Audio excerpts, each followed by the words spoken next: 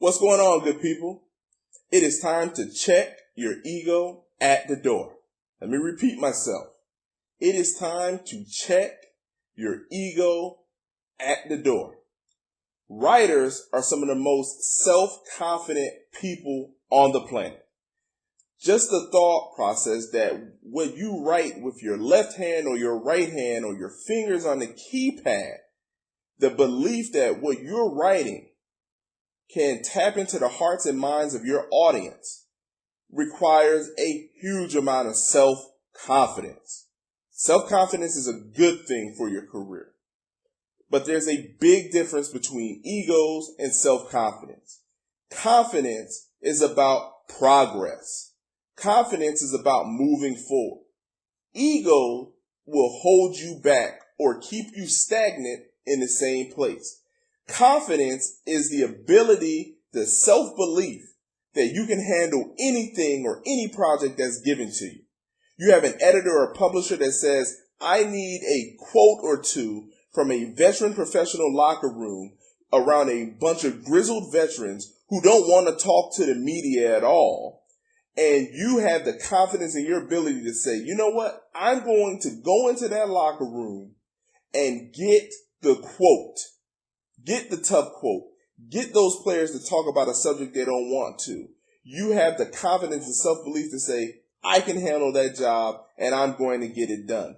That is self-confidence. Ego, on the other hand, will hold you back. And ego, on the other hand, is fueled by personal motive. It is all about personal gain. It is all about not being told what to do. And a person with a large ego cannot be criticized because in their heart and mind, they do nothing wrong. Okay? You know those type of people, and I know those type of people, where you just try to give them a little bit of constructive feedback or criticism, and they immediately get defensive, or they try to turn the tables on you. Once again, someone with an ego, an overblown ego, won't have the mental maturity to listen to constructive feedback and try to incorporate that feedback into their game. Someone with a huge ego already thinks they are at the mountaintop. They already believe that they know everything there is to know about a subject. And whatever little piddling help that you're trying to offer, they will shove it away. Confidence, on the other hand, is being able to take tough, constructive feedback and criticism and incorporate that into your own arsenal and get better. Someone who's self-confident will look you dead in the eye and say, I am weak in this area and have no problem telling you where they're weak at because they're continually trying to get better. They have the self-awareness to understand exactly where they are in their career journey.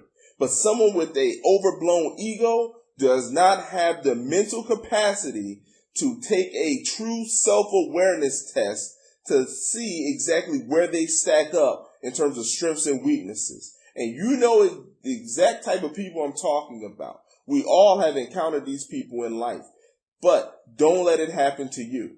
I see it all the time. It could be from a writer that's making big money in this industry, or it could be from a young writer who went from writing for 100 people to now they get a shot to write in front of 20 or 30,000 people that might read their article. And all of a sudden, once they get that call up to the next level, right, then all of a sudden they get a big head and you can't talk to them. And all of a sudden they're criticizing other people, roughhousing with other people, right? Egos. Check your ego at the door. Someone with a huge ego is immediately defensive. You can't tell them anything. As soon as you tell them something, they're bouncing it off. They're saying, oh no, they're never the problem. But I'm going to tell you this about your professional writing journey. Whether you're a new type of writer or whether you're someone that's already been writing and is just trying to get your skills to the next level. Remember, it is not all about you. It is not all about you. It is not all about you. And that's how I approach it. I understand that it's not all about me. The world, the culture, the industry does not revolve around me. I don't look at other writers and say, I can be where they're at. They're trash and I'm the best. I should be where they're at. I look at other writers, on the other hand, and have the confidence to say, you know what? I think I can stack up pretty well with that person. And if I got the opportunity, I think I can do a great job. No disrespect to that particular writer, because I believe that I can do a great job. But someone with an ego says, oh, that writer right there in front of me is trash. I should be in that spot. No one else should be in that spot but me. You have to understand, having self-confidence will move your writing career forward. In itself, confidence is about progress. Ego, on the other hand, will hold you back. It won't allow you to be criticized. It won't allow you to do certain jobs. It won't allow you. It will not allow you to proceed. It will keep you in a perpetual loop of stagnation. Let me give you something else. Someone that's confident, you might do a particular job that most consider grunt work, whether it's just to get some exposure or whether it's just to get an understanding and get your name on a major profile project, even if you're not the lead star, but you're still there helping out and researching. That's confidence, right? That's having the confidence to understand that there's an end game in mind. Someone with an ego won't even look at the grunt work. They'll believe that the project is beneath them and they won't even consider doing it, right? That's the kind of stuff that holds you back. Everyone will tell you, especially through this writing game, that you will have to pay your dues. And paying your dues is about having the confidence to understand that people before you have laid the way, and paying dues is just part of the business. Someone with the ego says, I'm not doing that. There's no way I'm doing that. I'm better than that. Even if they don't even have the portfolio to back it up, you will be surprised what you hear throughout your writing career. So one thing I'm going to repeat to you is this. Please check your ego at the door, okay? And remember this. It's easy to be humble early.